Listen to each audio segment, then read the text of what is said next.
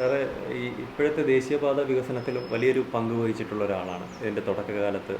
ഏതാണ്ട് 20ന് മുകളിൽ തവണ നിതിൻ ഗഡ്കരി സാറിനെ കാണുകയും ഇതിവിടെ ഇംപ്ലിമെൻ്റ് ചെയ്യാനുള്ള എല്ലാ ശ്രമങ്ങളും നടത്തി. സാർ ഇപ്പം ഉള്ളൊരു പ്രശ്നം എന്ന് വെച്ചാൽ ഇതിൻ്റെ അലൈൻമെൻറ്റിൽ ത്രൂ ഔട്ട് പരാതികളുണ്ട്. ഇത് ശരിക്കും മതിൽ കെട്ടി അടിപ്പാതകൾ വേണ്ടിടത്ത് അടിപ്പാതകൾ കൊടുക്കാതെ ശരിക്കും എന്തുകൊണ്ടാണ് സാർ ഗവൺമെൻറ് അല്ല, ഇതാ ദേശീയപാത, ഓരോ സംസ്ഥാനത്തുള്ള ദേശീയപാതകൾ ഞങ്ങളുടെ കഴിഞ്ഞ ഗവൺമെൻറ് ഇരിക്കുന്നിടം വരെ അതാത് സ്റ്റേറ്റിലെ PWDയുടെ കൺട്രോളിലായിരുന്നു. പണം മാത്രം അവർ തരും, സ്കീമിന് അപ്രൂവൽ മാത്രം അയച്ചു കൊടുത്താൽ മതി. എല്ലാം ചെയ്യുന്നത് നമ്മുടെ PWD എഞ്ചിനീയേഴ്സാണ്. അതിന് ദേശീയപാത വിഭാഗം NH ഒരു വലിയ വിഭാഗം തന്നെ PWDയിലുണ്ട്. ചീഫ് എഞ്ചിനീയർ മുതൽ താഴെ ഓവർസിയർ വരെയുണ്ട്. ഈ ഗവൺമെൻറ് വന്നപ്പോൾ അത് NH അങ്ങ് സ്വയം ഏറ്റെടുത്ത് അധികാരം കളഞ്ഞു. അപ്പോൾ നമ്മുടെ കയ്യിലുണ്ടായിരുന്നപ്പോൾ നമ്മളിതെല്ലാം പ്ലാൻ ചെയ്തു. ഞാൻ 87 റിവ്യൂ മീറ്റിംഗ് നടത്തി ദേശീയപാത വികസനത്തിന്, 87. അപ്പോൾ NH national highway authority of India അവരെല്ലാം വരും, എല്ലാ കാര്യവും തീരുമാനിച്ചു. അന്ന് ഈ അലൈൻമെൻറ്റിൻ്റെ ഡീറ്റെയിൽസൊന്നും നമ്മുടെ ഇല്ല. ഇത് എത്ര 3-6 വരിയോ അല്ല സാർ, അത് ഗവൺമെന്റിന് ശരിക്കും പല ജനപ്രതിനിധികൾ പോലും പറഞ്ഞു ഇത് ഞങ്ങൾക്ക് അറിയില്ല, ഇത് എങ്ങനെയാണ് അതിപ്പോഴല്ലേ, അന്നറിയായിരുന്നല്ലോ. അല്ല, അലൈൻമെൻറ്റിൻ്റെ ഡീറ്റെയിൽസ് ഒന്നും എടുക്കത്തില്ലല്ലോ.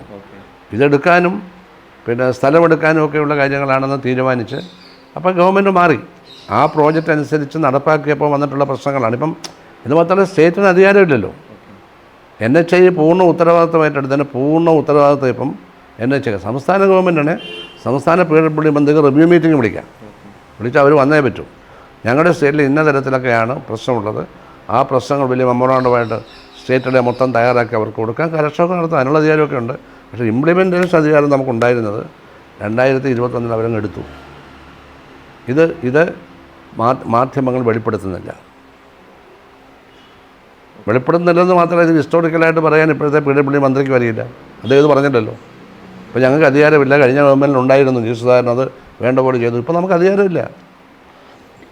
അന്ന് 87 റിവ്യൂ മീറ്റിംഗ് നടത്താൻ മാത്രം നമ്മളാണ് എല്ലാം ചെയ്യുക, പണം മാത്രം അവർ തരും. ഭൂമി ഏറ്റെടുക്കുന്ന പ്രശ്നം വന്നപ്പോൾ 75,000 കോടിയാണ് കാസർഗോഡ് ടു കളിയിക്കാവുള്ള ദേശീയപാത 600 മീറ്ററിന്. അതിലേതാണ്ട് 25,000 കോടിയിലേറെ ഭൂമിക്ക് വില കൊടുക്കാനാണ്.